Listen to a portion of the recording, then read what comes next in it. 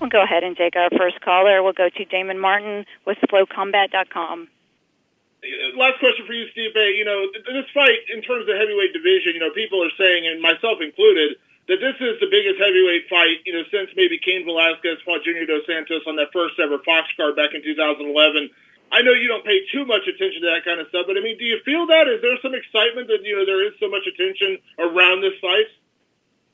Oh, yeah, definitely. It's great. That's what the sport loves. It's what the fans want. And if it wasn't for the fans, we wouldn't be here right now. So I'm just happy the fans have something to be happy about. Awesome. And for Francis, Francis, obviously everyone knows your incredible knockout power.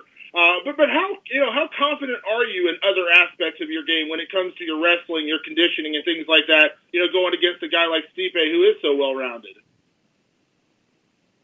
Yes, but he's a well-rounded. But I'm more confident because for the beginning, I had doubt about my wrestling, my conditioning, but today I've been training with the best wrestler and trying my conditioning and keep improving.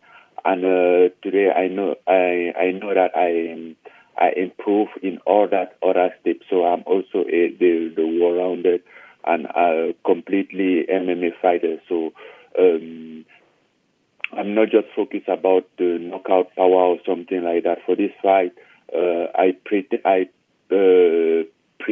to be the complete MMA fighter. Yes, and that's what I'm looking. That's why I'm gonna be the champ. You're not going to fight someone as Stipe who be a good wrestler just because you have a knockout power. No, we see a lot of people fought maybe a Stipe or some guy who has a knockout power but lost the fight because knockout power is not enough to win the fight. We see Stipe fought. I saw the fight against Stipe and Mark Kent, and Mark Kent has a great knockout power. But the way that the Stipe brought it in the deep water, and he wasn't able to go back to that. So that is kind of stuff that I be training about and try to gonna avoid it, and I'm able to do it.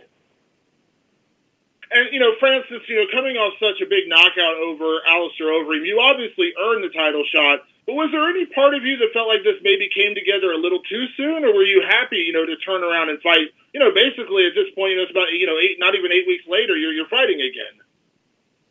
No, he wasn't soon.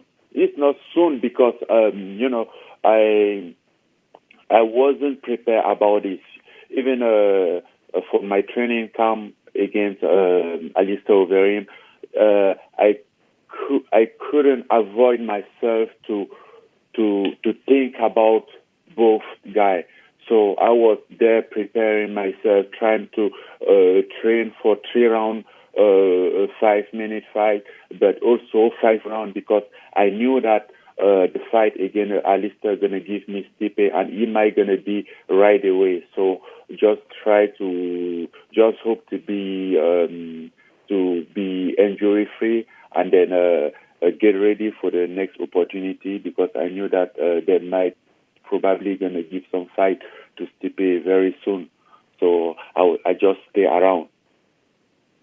And Francis, I mentioned earlier, there's a lot of hype around you going into this fight, and obviously you've earned a lot of that, but do you feel that pressure? Do you feel like there is a lot of pressure on you to win this fight, considering you are the favorite, going against a guy who is, about to fight in a fight that, where he could be the longest reigning heavyweight champion in history? Do you feel that pressure? Do you embrace that pressure? Yes, I do embrace it, but I think I had pressure for my last fight against Alistair than this one because as I said before, I couldn't avoid to thought about this, to think about this 2 fights.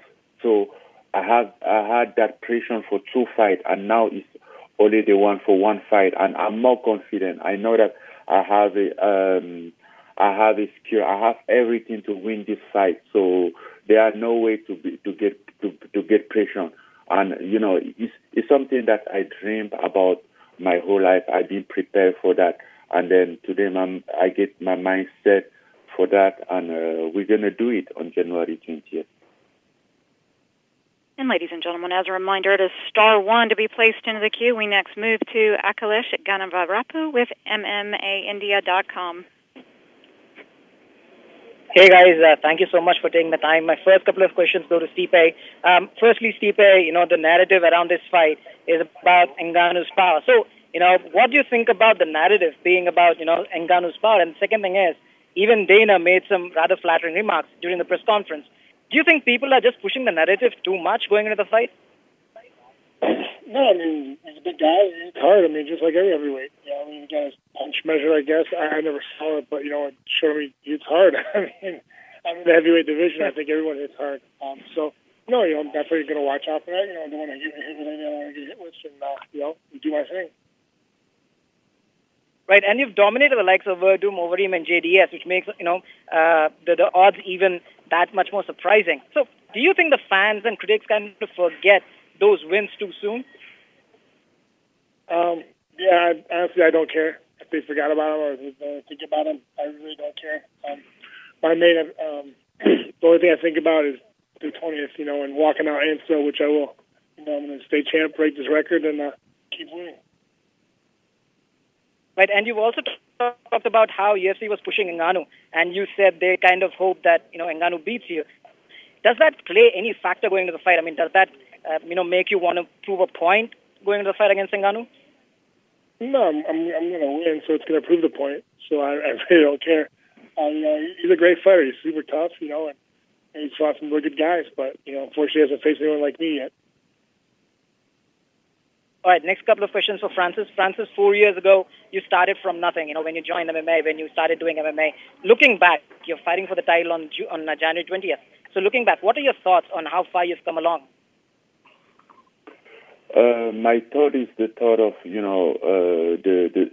that's a kid that always dream about something, always live with his dream. When he go to sleep tonight, he keeps his dream next to him, grow up with it, and today he is approaching the dream. He's on his way to make that dream become true. So it's just something. For me, it's some way to close the chapter of my childhood, to close the chapter of my teenager. It wasn't easy. It was a tough life, and then I didn't have the opportunity to finish with it. But I'm gonna finish with it on January 20th by beating Stipe Miocic and take the UFC title. All right, and the surprising thing, the surprising thing is, you said there was more pressure on you for the Overeem fight than this fight. So considering that, how important do you think the victory over Overeem was for you? He was more important, and then, he was very important, but he was someone who's going to drive me on this fight. So at the time, I had two opponents in my mind before get the UFC belt, but now I have only one, so it's different. Right, and you have a solid grappling base as well, and people seem to forget that you have 4 submission wins in your pro MMA career. Do you think that's the case, where people underestimate your grappling? Doesn't matter what people think. I'm an opportunity guy. That is what I'm saying. I'm always looking forward to take the first opportunity that my opponent gives me. So I'm not there to do the demonstration to show how I can grab, how I can wrestle. I'm there to win the fight, and doesn't matter where the fight goes, I'm gonna win. So I know but I also keep training as MMA fighter to be a complete MMA fighter. So I don't care about what people think. The day that I'm gonna need improve. I'm gonna need to use my grappling game. They're gonna see it. The day that I'm gonna need to use my wrestle, they're gonna see it. But as long as I keep winning like this, I'm okay with that.